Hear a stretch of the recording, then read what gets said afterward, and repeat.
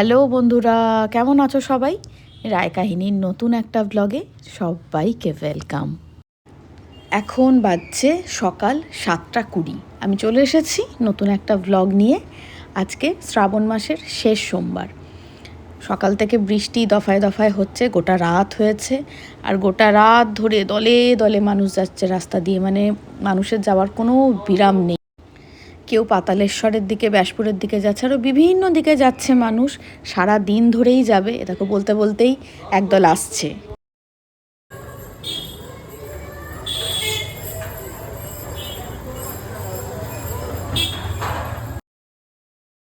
মা নামলো দোকানে। হ্যাঁ, সবই একটু নামতে বলছে। আমি চলে আসবো সময় মতো, বাড়ি কলেজ আছে। বাজলো 9:15। আমি আর একটু থাকলে ভালো হতো, সবাই বলছিল একটু দাঁড়া, কিন্তু বাবিরও তো কলেজ আছে, আমারও পুজো আছে, সেজন্য আমি এর থেকে বেশি থাকতে পারলাম না। ভাত বসাবো, ও খেয়ে যাবে আস্তে আস্তে। বললো আজকে 3:30ও বাজতে পারে, নাও বাজতে পারে, কিন্তু যদি 3:30 বাজে ভাতটা তো খেয়ে যাবে। আমি জানি যে আমি থাকলে সুবিধা হতো, সেটা তো আমি বুঝতেই পারছি, কিন্তু এদিকে বাবির কলেজ আছে। 9:20 বেজেই গেল। এখন বাজছে 11:15। আমাদেরও পুজো হলো, বাবিরও খাওয়া হয়ে গেছে। 11টায় বেরোবি তো? হয়ে গেছে, জ্যাম আছে রাস্তায়। ওটাই বলতে যাচ্ছিলাম যে রাস্তায় জ্যাম আছে, একটু আগে বেরোলেই বোধহয় ভালো হবে। কালকে দেখলি তো কি অবস্থা হলো, সেই র্যাপিডো নিচ্ছে না। এই সময়টা নেয় না এদিকটা, কেন অনেকটা যেতে হয় বলে। হাবড়ার দিকে এত সময় অ্যাভয়েড করে কেন বলতো? যে টুকটুক পেতেও সমস্যা হবে। ক্যান্সেল করে দিই, আসবে না। ক্যান্সেল করে দিবি? নেয়ার হলে নিয়ে নিতে। বাই। যাক, আজকে আর কালকের মতো হয়নি, একদম নেমে নেমেই টুকটুকটা পেয়ে গেছে। চলো একসাথেই নামবো। আমি এবার যাচ্ছি, বেরোচ্ছি। আমি যাব হচ্ছে শুভেন্দুদার বাড়ি। চলো, হ্যাঁ হয়ে গেছে, রেডি, বেরোচ্ছি আমি। এটা কি? পিয়ারা। না, তুমি জানো আমি কোনটা জিজ্ঞেস করেছি? পিয়ারার গায়ে কি? এটা আছে লঙ্কার গুঁড়ো আর গোলমরিচের গুঁড়ো আর চাট করে মশলা মাখিয়ে পেয়ারা খাচ্ছি। গোলমরিচ ঝাল লাগছে না? দেখলে মা, মুখটা দেখো, মুখটা দেখো। আজকে সৌভিক আমার সঙ্গে থাকতে পারবে না, আমাকে নামিয়ে দিয়েই চলে আসবে।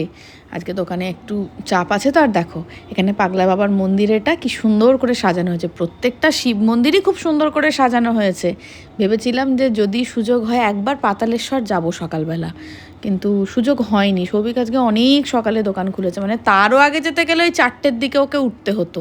সেই জন্য পাতালেশ্বরে আর যাওয়া হলো না। আমি চলেই এসেছি মোটামুটি অনেকটা। এই রাস্তাটা আমার খুব ভালো লাগে। তোমাদের আগেও শেয়ার করেছিলাম যে শুভেন্দুদার বাড়ি যাওয়ার রাস্তাটা খুব সুন্দর। তোমাকে ঢুকতে পারবে, তুমি বেরিয়ে যাও। হয়ে গেলে ফোন করবো। আমি চলে এসেছি শুভেন্দুদার পুজোর স্টক দেখতে। দারুণ দারুণ শাড়ি এসেছে, আমি জানি। শাড়ি দেখতে কার না ভালো লাগে, শাড়ি তো ভীষণ সুন্দর সুন্দর দেখছি। আর আমাকে অনেকেই জিজ্ঞেস করে যে তুই এই যে ব্লগগুলো করিস, এই যে এত সুন্দর সুন্দর শাড়ি দেখিস, নিজেকে কন্ট্রোল করিস কী করে? এত সুন্দর সুন্দর চুড়িদার দেখিস, নিজেকে কন্ট্রোল করিস কী করে? না, ও এক অদ্ভুত পাওয়ার আছে আমার মধ্যে। শাড়িগুলো এত ভালো। তার মধ্যে এখন একটা আমরা ব্রেক নিয়েছি, শুভেন্দুদা আমার জন্য চা করতে গেছে। শুধু আমার জন্য না, শুভেন্দুদাও চা খাবেন, তো আমরা এখন একটু চায়ের বিরতি নিয়েছি, চা খাবো। তারপরে এখনও অনেক ভালো ভালো শাড়ি আছে, সেগুলো দেখবো। মানে আমরা, শুভেন্দুদা আমাদের মতো বোধহয় চা খোর নাকি? চা খোর আর আমার মতো। হ্যাঁ, তো আমরা এখন একটু চায়ের ব্রেক। চা লাগবেই, মানে নেশা। আর ওই যে তো নিজেরই বাড়ি, আমি এমনিই চেয়ে নেবো, দাদা চা খাবো। যে চলে এসেছে আমার চা। সামনে সুন্দর সুন্দর শাড়ি ছড়ানো, এখানে আমি বসে খাচ্ছি চা। এখন এইগুলো দেখবো, এদিকে আর্মি সিল্ক দেখতে পাচ্ছি, ওগুলো দেখবো। পর্ব হলো, এই পুচকু দুটোর সঙ্গে গল্প চলছে। আমাকে একটা ছোট্ট চিরুনি দেবে, আমি ওটা দিয়ে চুল আঁচড়াবো, তাই তো? ওই চিরুনিটা একবার দেখিয়ে দাও। ও যে দেবে বলেছে, এটাই অনেক। চোখের আরাম হলো আমার কিছুক্ষণ শাড়িগুলো দেখে। কারণ এই শাড়িগুলো ছিল আমাদের সকলের প্রিয় মুর্শিদাবাদ সিল্ক। সেই ভিডিওটাও খুব তাড়াতাড়ি আসছে। আর সত্যি এটা যে কন্ট্রোল করা কি কঠিন কাজ, মানে সত্যি প্রত্যেকটা শাড়িরই একটা করে রং আমার পছন্দ হয়ে যায়, চুড়িদার কুর্তি সব একটা করে আমার পছন্দ হয়ে যায়। তো সত্যি যদি আমি কিনতে শুরু করি তাহলে আমার কেনাকাটাটা কোন জায়গায় যাবে বুঝতে পেরেছো তো, সেজন্য কন্ট্রোল করতেই হয়। আমি এটা মাথায় রাখি যে আমি ভালো ভালো জিনিসগুলো শুধু দেখাবো, তার মধ্যেও যেগুলো ভীষণ পছন্দ হয়ে যায় সেগুলো তো এক আধটা নিয়েই ফেলি। আর কখনো কখনো পরে ভিডিও এডিট করতে গিয়ে তখন মনে হয় যে ভাই শাড়িটা তো খুব ভালো লাগছিলো, ভাই চুড়িদারটা খুব ভালো লাগছিলো, যখন ফোন করি বলে বিক্রি হয়ে গেছে। চলে এসেছি নিতে, বৃষ্টি পড়ছে, আকাশে মেঘ, আমরা ভিজতে ভিজতে যাবো। আমি যতটা আনন্দ সহকারে বলছি ততটা আনন্দের বিষয় না। সত্যি হ্যাঁ, জন্মাষ্টমীর আগে বৃষ্টি বৃষ্টি বৃষ্টি রেলগেট করেছে।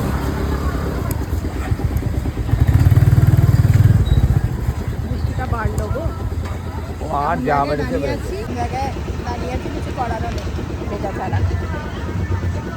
আচ্ছা, পরিস্থিতি যাই হোক, আশেপাশেই থাকতে হবে।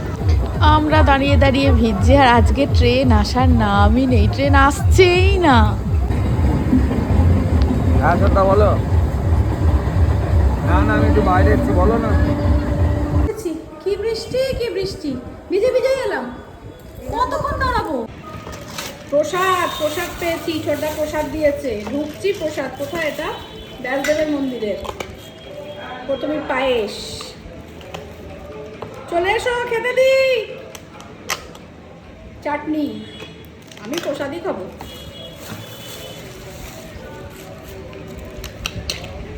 আলুর দম, হ্যাঁ গো, খিচুড়ি। চলো খেতে দি খেতে দি। আমি জামাটা শাড়ি ভিজে গেছি।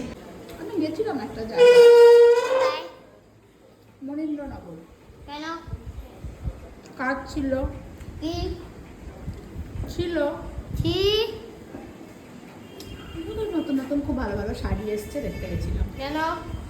পুজোয় কিনবো, কেন পরবো, করবি? কেন সাজবো, ডাকবি? কেন পুজো বলে। পুজো বলে? কেন পুজোতেই তো নতুন শাড়ি পরতে হয়। পুজো বলে নতুন শাড়ি পরতে হয় কেন? কই রে জিজ্ঞাসা চিহ্নটা কই তোর কপালের? তোর কপালের জিজ্ঞাসা চিহ্নটা কই? তুই পুজো পুরনো জামা পরবি? না তো, নতুন জামা পরবি? হ্যাঁ তো, কেন আমি পরবো, আমার ইচ্ছা। কেন আমার ইচ্ছা, ইচ্ছা কেন? আমার ইচ্ছা হয়েছে তাই। কেন ইচ্ছা হয়েছে? আমার ইচ্ছা হয়েছে কেন ইচ্ছা হয়েছে? নতুন জামা পরবো বলে, কেন নতুন জামা পরবি? পুজো বলে। কেন পুজো বলে পরবি কেন? পুজোয় নতুন জামা পরতে হবে কেন? তোমরা পরবো না? বলছে তাহলে পরবো না, ঝামেলার অবসান। 3:30 বাজলো, ভাবি এখনো আসেনি। ধারিণ্যে স্বাহা, বিঘন্নে স্বাহা, পুষ্টায় স্বাহা, তুষ্টয় স্বাহা, অমরত্ব স্বাহা। দাঁড়িয়ে থেকো না, টুকটুকে আছে, তুমি গিয়ে শুয়ে পড়ো। মা, আমি তো আছি, তুমি যাও। ও তো এসে ঠাকুরের প্রসাদই খাবে, প্রসাদ দেখবো, প্রসাদই খাবে। নাতনি কি খাবে সেজন্য মা বসে আছে। এসে গেছে, সেজন্য অপেক্ষা করে করে অপেক্ষা করে করে লুকিয়ে থেকে থেকে চলে গেল। তোর খুব দেরি হলো আজকে টুকটুকে। বন্ধুদের সাথে চেপেছিলাম, সবাই বাড়িতে না, ও কোথায় কোথায় নামলো সব? ইন্দ্রপ্রস্থে দুজন, একজন কান্তনগরে। কান্তনগর দিয়ে ঘুরে ঘুরে আসছে, আজ পুরো ভিজে গেছি জানিস। বৃষ্টি পড়েই যাচ্ছে এক নাগারে। বৃষ্টি পড়ছে না, বাবান টুয়ানের মতো বললাম, বারিশ বারিশ হো রহি হ্যায়। সন্ধে দেওয়া হয়ে গেছে, এবার চা খাবো, খেয়ে এখানে অনুষ্ঠান হবে, ঘরে বসেই শোনা যাবে, গান হবে, গিটারের প্রোগ্রাম আছে, বসে বসে শুনবো।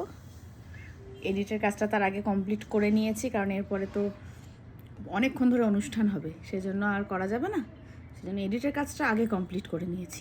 কি সমস্যা? কি হয়েছে? কিচ্ছু না, মারামারি নাকি? আচ্ছা, এখন বাজে 9:45, পিঙ্কি দিয়ে এসেছিল কটার দিকে? এই 8টা, 8:30। 8:30টাও না, মোটামুটি হ্যাঁ 8টা, 8:15 হবে। 8:30 দিয়ে আমরা গল্প করতে করতে হঠাৎ আমাদের মনে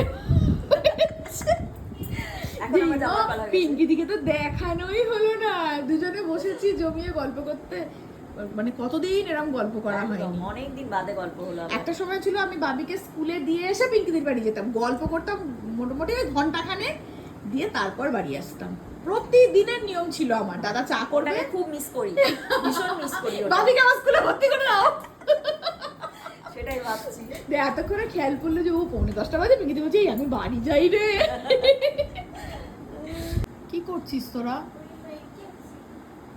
হ্যাঁ চুপান কি ইমা তুবান চাই কি কি হয়েছে? তুই বেঁচে দে তো। কি অদ্ভুত। দেখ ওই ছেলেটাকে দেখ। এবার মারামারি শুরু হয়ে গেল। কেন তো মারতে যাচ্ছিস? মারতে মোটেও তোকে মারেনি, ও তো এই মাত্র ঢুকলো, তুই এখানে দাঁড়িয়েছিলি টুবান।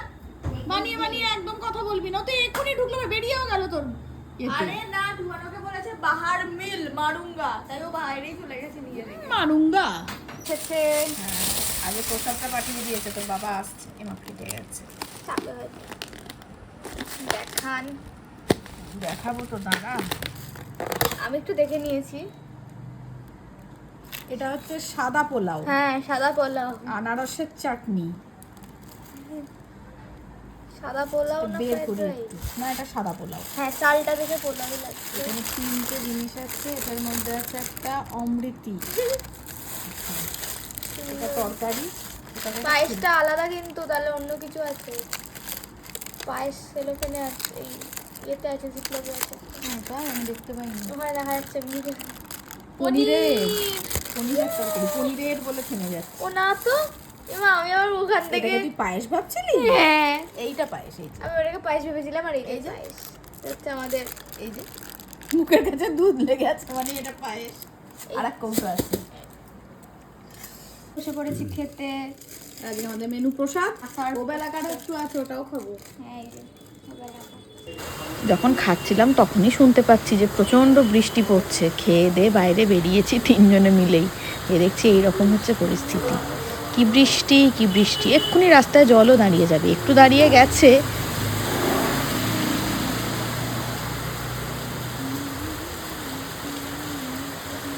এই ঘটনাগুলো যখন ঘটে তখন আমি কোথায় থাকি? তুমি থাকো না বলেই ওগুলো আচ্ছা, বাবি এখন পড়ছে ঈশ্বর যখন বন্দি। হ্যাঁ আমি ওকে সাজেস্ট করলাম ওটা পড়। এবার ওটা আমার খাটে রাখা ছিল। দেবব্রত মুখোপাধ্যায়ের প্রথম লেখা পড়ছে বাবি, আগে পড়িসনি। টুবান কি বলেছে বল?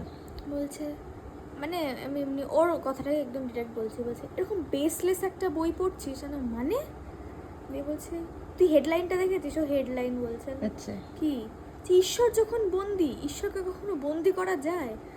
আরে এটা তো গল্পের নাম। তাই বলছি এগুলো আমার সামনে কেন বলছে, ঘটে না? এগুলো এই তুই নামটা দেখে তুই কি করে ইন্টারেস্ট পাচ্ছিস, যেটা ঘটতেই পারে না। না বাজলো অনেক, 12টা 15।